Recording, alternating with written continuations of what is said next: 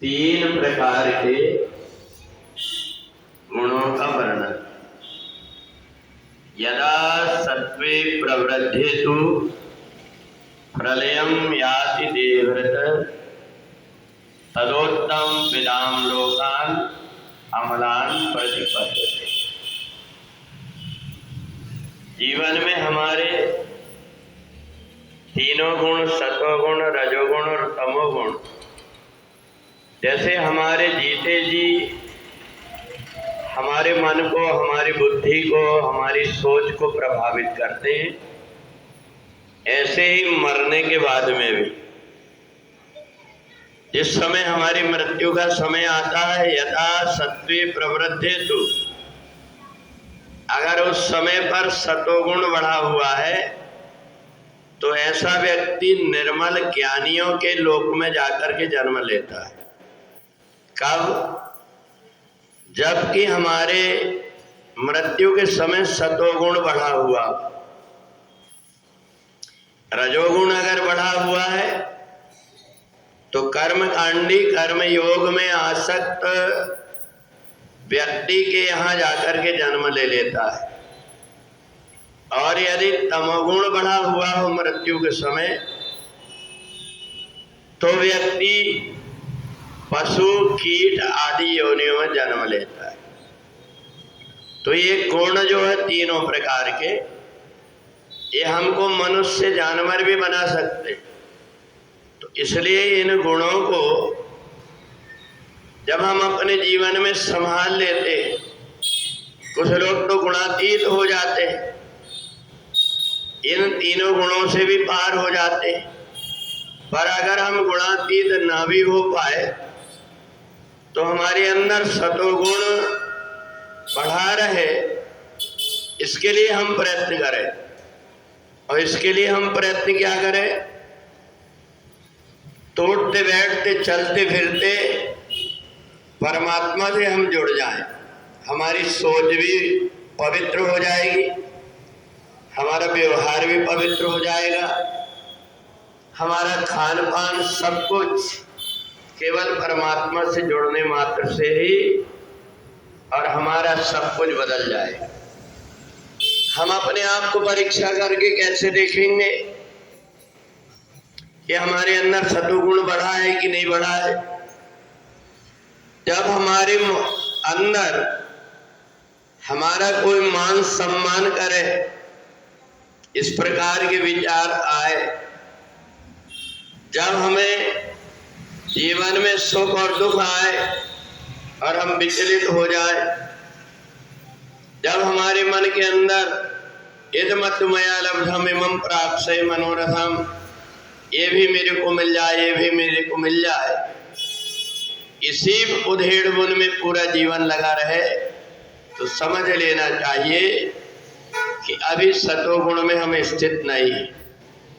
और सतोगुण में व्यक्ति जब स्थिर हो जाता है, मान अपमान, अपना पराया, सुख दुख, लाभ हानि, इसमें सम हो जाता है।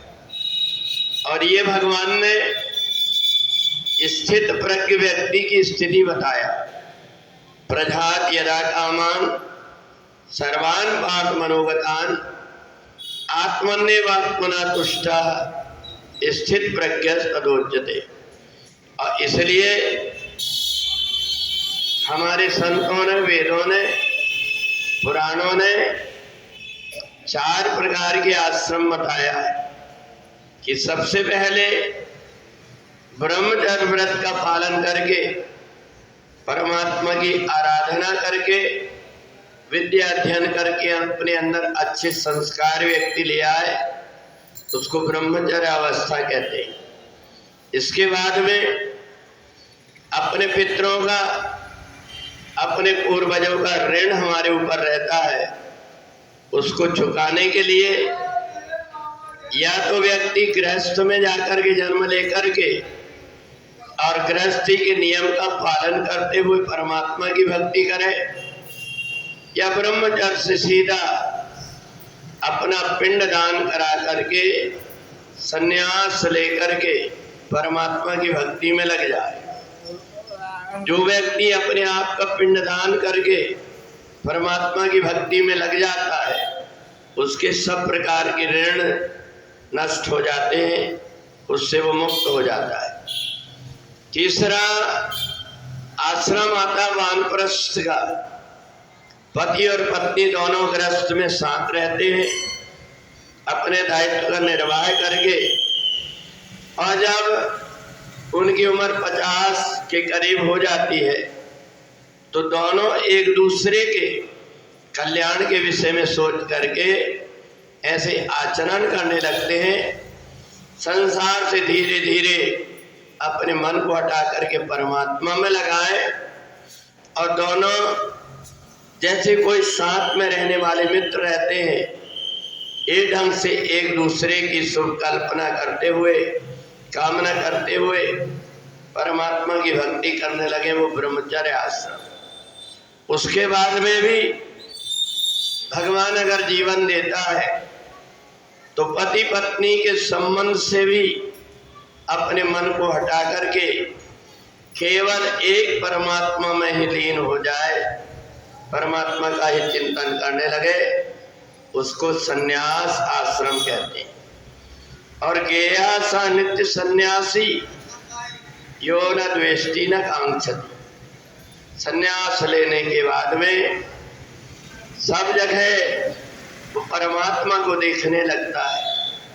परमात्मा ही इदम खलविदम ब्रह्म अहम ब्रह्मास्मि, इसी भावना में स्थित होकर के शरीर को त्यागता है और जन्म मरण के बंधन से मुक्त हो जाता है। ये तीनों गुण जीते जी भी और अंत समय में भी हमें प्रभावित करते हैं। इसलिए इन तीनों गुणों से धीरे धीरे जो परे हो जाता है, वास्तव में उसने मानव जन्म लेना सार्थक कर दिया। बोले वृंदावन बिहारी लाल।